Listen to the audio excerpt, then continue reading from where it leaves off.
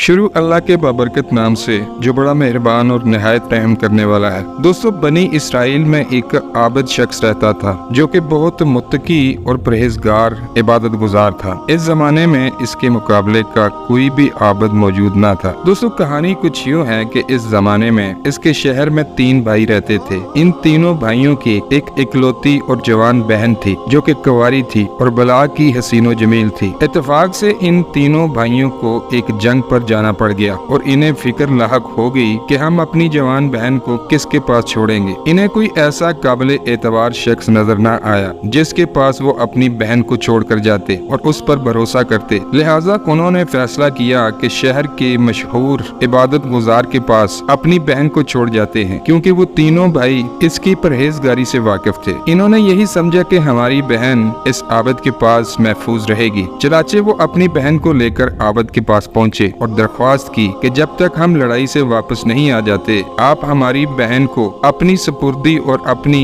हिफाजत में रख लें। हमें आपकी पाक दामनी पर पूरा यकीन है। आबिद ने इनकार किया और इनसे और इनकी बहन से पनाह मांगी, लेकिन तीनों भाई इसरार करने लगे और आबिद को कहने लगे कि हमारी नजर में और कोई काबिल भरोसा इंसान नहीं है जिसके पास हम अपनी बहन को छोड़कर जाएं, और न ही हम अपनी बहन को अकेले घर में छोड़ सकते हैं। आप कम अज कम इसकी हिफाजत तो कर सकते हैं। बेजा इसरार पर आबिद ने इनकी दरख्वास्त को कबूल कर लिया और इनको कहा कि अपनी बहन को मेरे इबादत खाने के सामने एक घर है, इसमें छोड़ जाओ, मैं इसके खाने पीने का ख्याल रख लूंगा। वो तीनों भाई अपनी बहन को इस घर में छोड़कर हंसी खुशी मुतमिन होकर चले गए। एक मुद्दत तक वो लड़की इस घर में रहती रही। आबिद इसके लिए खाना लाता, अपने इबादत खाने के दरवाजे पर रखता और लड़की को आवाज दे देता। वो लड़की अपने घर से आकर खाना उठा कर ले जाती। कुछ अरसा बाद शैतान ने आबिद को बहकाना शुरू किया। शैतान इंसानी शक्ल में जाहिर होकर इबादत गुजार के पास आया और बातों बातों में उसको ये जाहिर करता रहा कि तुम खाना रख कर अंदर आ जाते हो और लड़की अपने घर से बाहर निकलकर तुम्हारे दरवाजे तक आती है और खाना उठा कर ले जाती है। अगर ऐसे में किसी ने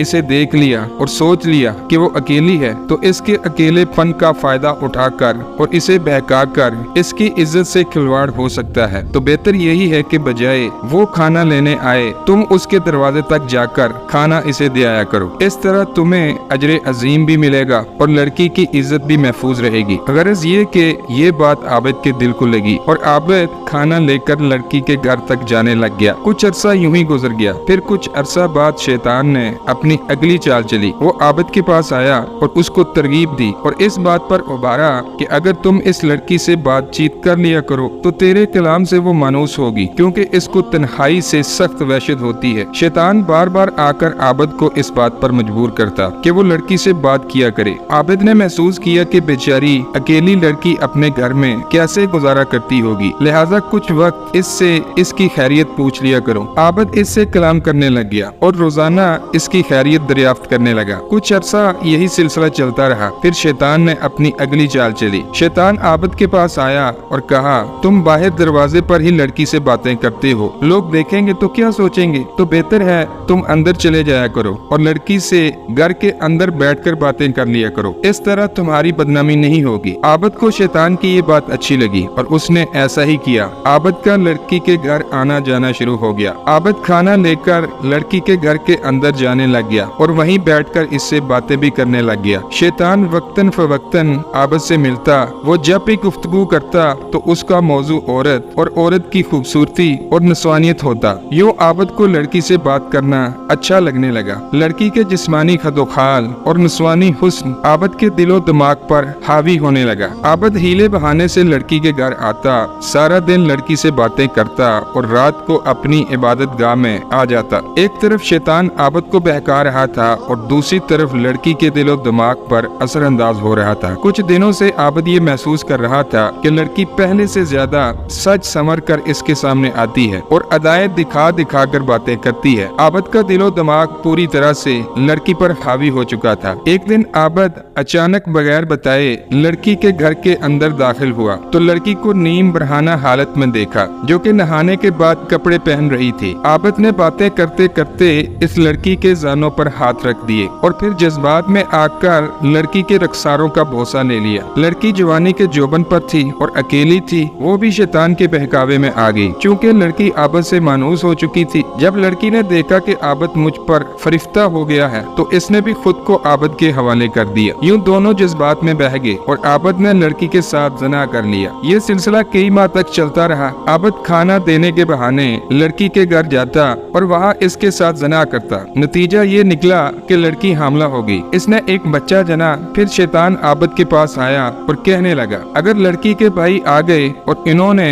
ये बच्चा देख लिया तो तुम क्या करोगे? ऐसा ना हो कि वो तुम्हें जलील करें और तुम रुस्वा हो जाओ, तो बेहतर यही है कि तुम इस बच्चे को जमीन में गाड़ दो। ये लड़की जरूर अपनी इज्जत बचाने की खातिर इस मामले को छुपा लेगी। आबद ने ऐसा ही किया। फिर शैतान ने इससे कहा, तुम्हें यकीन है कि ये लड़की इस हरकत को अपने भाइयों से पोशीदा रखेगी और तुमने इसके साथ जो किया क्या वो अपने भाइयों को नहीं बताएगी? ऐसा नहीं हो सकता कि ये अपने भाइयों को इस हरकत के बारे में ना बताए। लिहाजा बेहतर यही है कि बच्चे के बाद तुम इसे भी ठिकाने लगा दो और दोनों को यहाँ ही दफन कर दो। आबद को अपनी जान और इज्जत की फिक्र लाहक हो गई। इसने शैतान की बातों में आकर लड़की को भी मारकर जमीन में दफन कर दिया और वापस अपनी इबादत गाह में जाकर इबादत करने लगा। कुछ अरसा बाद लड़की के भाई लड़ाई से वापस आए तो आबद से अपनी बहन के बारे में पूछा। आबद ने रोते हुए कहा, तुम्हारी बहन मर चुकी है, और इस पर अफसोस का इजहार करने लगा और कहने लगा वो बड़ी नेक औरत थी। आबद इनको किसी दूसरी कब्र पर ले गया और कहा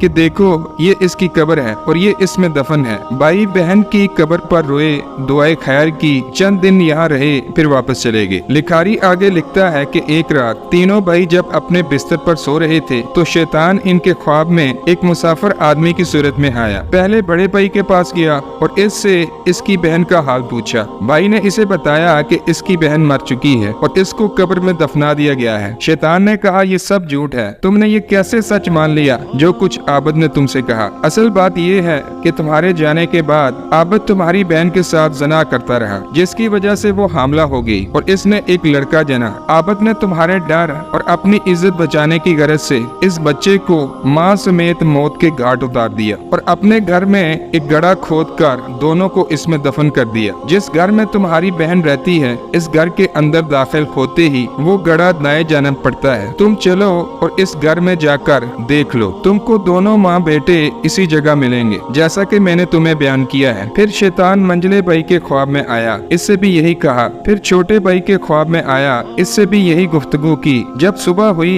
तीनों भाई नींद से बेदार हुए तो ताज्जुब की हालत में थे। हर एक ने दूसरे को अपना ख्वाब बयान किया। बड़े भाई ने कहा, ये ख्वाब फकत एक ख्याल है और कुछ नहीं, ये जिक्र छोड़ो और अपना काम करो। छोटे भाई ने कहा, मैं तो जब तक इस जगह को देख ना लूं बाज नहीं आऊंगा। तो यूं तीनों भाई इस घर की तरफ चले जिस घर में उनकी बहन रहती थी। दरवाजा खोला और जो जगह ख्वाब में बताई गई थी इसको तलाश किया। जब इन्होंने गड्ढा खोदा तो इसके अंदर एक बच्चे और अपनी बहन को मुर्दा हालत में पाया। इन्होंने आबद से कुल कैफियत दरियाफ्त की। चूँकि हकीकत सामने आ चुकी थी जो आबद ने तस्लीम की और इकरार किया कि मुझसे ये गलती सरजद हुई है। इन्होंने वक्त के बादशाह के पास जाकर आबद की शिकायत की। बादशाह ने आबद को फांसी की सजा सुनाई। जब आबद तख्ता दार पर खड़ा था तो शैतान इसके पास आया और इसे सवाल किया कि क्या तूने मुझे पहचाना? मैं वही हूँ जिसने तुम्हें औरत के फितने में डालकर यहाँ तक पहुँचाया है। अगर तुम मेरा कहना मानो तो मैं तुम्हें यहाँ से बचा सकता हूँ। आबद ने पूछा, वो कैसे? शैतान ने कहा, तुम मुझे सजदा करो, मैं तुम्हें बचा लूंगा। तो आबद ने अपनी जान बचाने की खातिर शैतान को सजदा किया और यूं आबद अल्लाह की नजर में काफिर हो गया। फिर जब आबद ने कुफर किया तो शैतान ने इसको इसके हाल पर छोड़ दिया और हंसता हुआ अपनी कामयाबी के गीत गाता हुआ वापस चला गया। बादशाह ने हुक्म दिया कि आबद को फांसी दे दी जाए और इस तरह आबद को अपने अंजाम तक पहुंचा दिया गया। दोस्तों, हमें इस कहानी से ये सबक मिलता है कि शैतान हमारा सबसे बड़ा दुश्मन है। वो कभी धन दौलत, कभी औरत और कभी दुनियावी लालच देकर इंसान को बहकाता है। लिहाजा अल्लाह तबारक व तआला पर तवक्कुल करें और शैतान की चालों से अपने आप को बचाएं। अल्लाह ताला हमारी हिफाजत फरमाए। आमीन या रब्बुल आलमीन।